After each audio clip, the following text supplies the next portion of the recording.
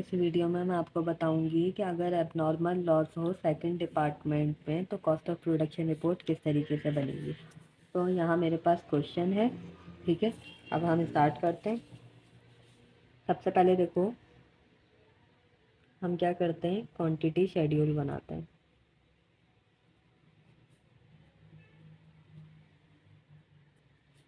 Quantity schedule में देखो जो जो टोटल यूनिट्स थे वो रिसीव हुए थे 50,000। तो हम लिखेंगे यूनिट्स रिसीव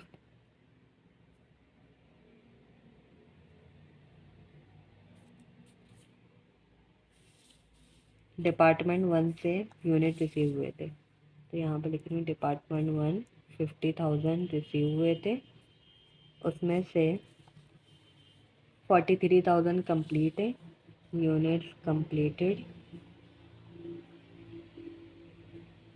40,000 43,000।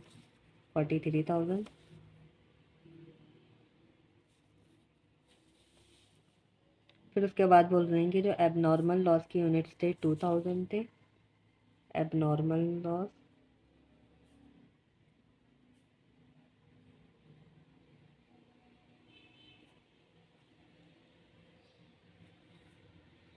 और वर्क इन प्रोसेस के यूनिट्स जो थे वो 43 प्लस 2 5,000 और रिमेनिंग 5,000 यूनिट्स बचे, तो वो वर्क इन प्रोसेस के 50,000 यूनिट्स टोटल ये होगा। अब नेक्स्ट स्टेप जो होगा हम बनाएंगे EPU. EPU means earning per unit. Earning per unit में आप क्या करोगे, सबसे पहले दो कॉलम बनेंगे यहाँ पे मटेरियल और कन्वर्जन कॉस्ट का। कन्वर्जन कॉस्ट मतलब लेबर और एफओएच। अब यहाँ पे आप देखो सबसे पहले हम क्या करेंगे, यूनिट्स कंप्लीटेड लिखेंगे।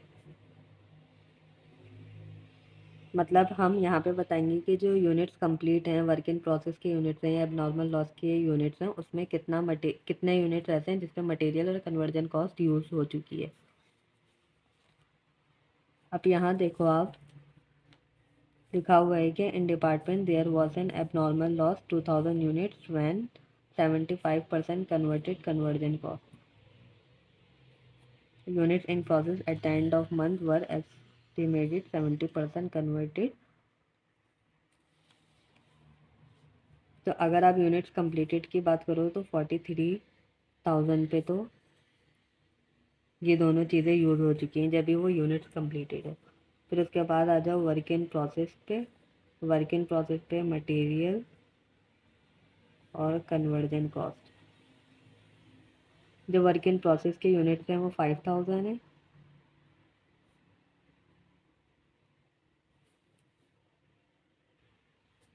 यहाँ देखो लिखा है कि unit in process at the end of month were estimated at 70% converted. Means के कन्वर्टेड का मतलब होता है कन्वर्जन कॉस्ट लगी है 70%, ठीक है।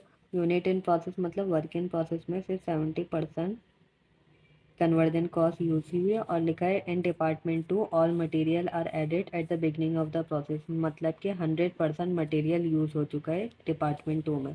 तो यहाँ पे आप 100% वर्क इन प्रोसेस में जो मटेरियल है वो यूज़ हो चुका है।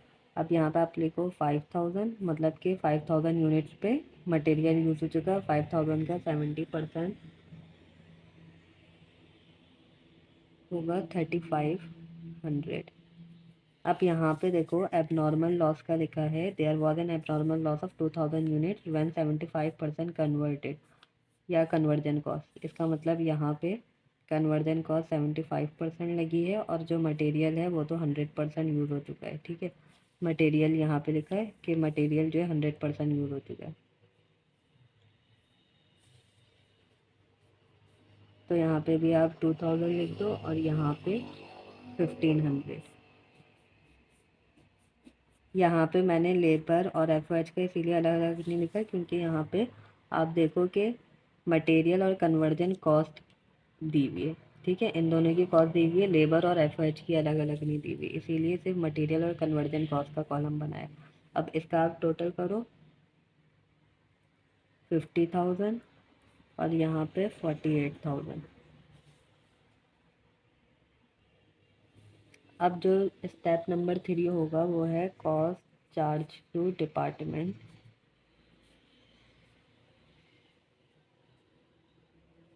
जहाँ पे 3 कॉलम बनेंगे, कॉस्ट, अर्निंग पर यूनिट और पर यूनिट। यहाँ पे सबसे पहले आप लिखोगे कॉस्ट ट्रांसफर टू डिपार्टमेंट 1। फिर उसके बाद जो डिपार्टमेंट 2 की जो कॉस्ट होगी वो लिखोगे मटेरियल, लेबर और एफओएच।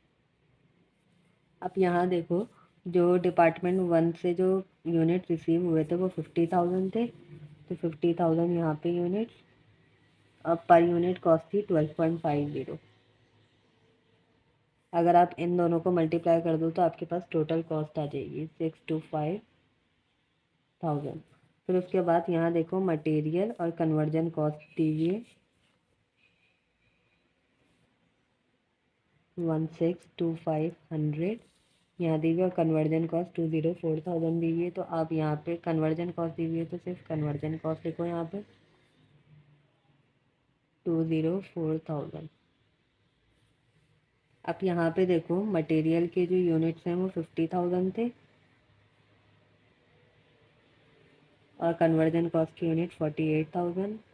इन दोनों को आप डिवाइड कर दो, कॉस्ट को ईपीयू से डिवाइड करो तो यहाँ पर आएगा 3.25 और 4.25। इनको प्लस करो 20 रुपीज़ और यहाँ पे आप प्लस करोगे तो 991500। मतलब कि जो टोटल कॉस्ट लगेगी वो इतनी है और पर यूनिट की कॉस्ट 20 रुपीज़ है। अब इसके बाद जो नेक्स्ट स्टेप होगा वो है कॉस्ट अकाउंटेड फॉर। मतलब अब पहले तो हमने यहाँ पे टोटल कॉस्ट निकाल के दिखा दी थी, अब हम इंडिविजुअली बताएंगे कि यूनिट्स कंप्लीटेड पे कितनी कॉस्ट आई है, वर्क इन प्रोसेस पे और एबनॉर्मल लॉस के यूनिट पे कितनी कॉस्ट आई है। अब यहाँ पे देखो जो यूनिट्स कंप्लीट हुए थे वो 43,000 थे, 43,000 और जो टोटल पर यूनिट कॉस्ट होगी वो 20 रुपीज़ है। फिर उसके बाद आ जाओ वर्क इन प्रोसेस पे। वर्क इन प्रोसेस पर आपके पास आ जाएगा मटेरियल, कन्वर्जन कॉस्ट और जो वर्क इन प्रोसेस पे कॉस्ट ट्रांसफ़र डिपार्टमेंट 1 की जो कॉस्ट है वो भी ट्रांसफ़र यहाँ पे होगी। यूनिट्स कंप्लीटेड पे भी हुई है लेकिन यहाँ पे टोटल में ऐड हो चुकी है यहाँ पे, ठीक है। इसकी भी कॉस्ट लिए इसीलिए अलग से हमने बता रहे कॉस्ट ट्रांसफ़र डिपार्टमेंट 1। अब देखो वर्क इन प्रोसेस में जो मटेरियल के यूनिट्स थे वो 5,000 थे। 5,000 को मल्टीप्लाई कर दो मटेरियल की ईच प्राइस से 3.25। फिर उसके बाद आ जाओ कन्वर्जन कॉस्ट। कन्वर्जन कॉस्ट कितनी थी? कन्वर्जन कॉस्ट की यूनिट्स हैं 3500 और यहाँ पे ईच प्राइस है 4.25 और कॉस्ट ट्रांसफ़र टू डिपार्टमेंट 1 है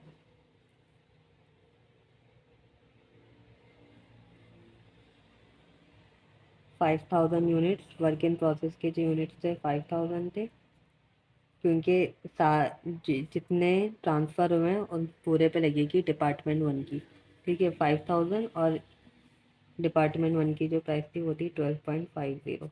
फिर उसके बाद आ जाओ एब नॉर्मल लॉस की यूनिट्स पे। यहाँ पे भी मटेरियल, कन्वर्जन कॉस्ट और कॉस्ट ट्रांसफ़र डिपार्टमेंट 1।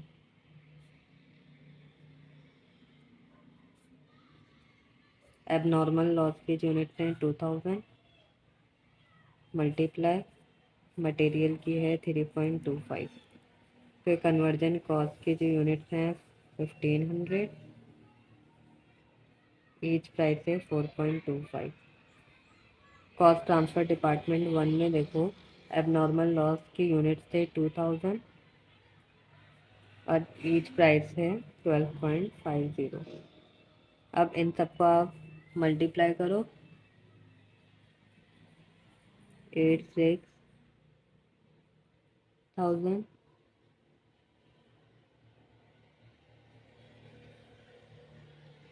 1625014875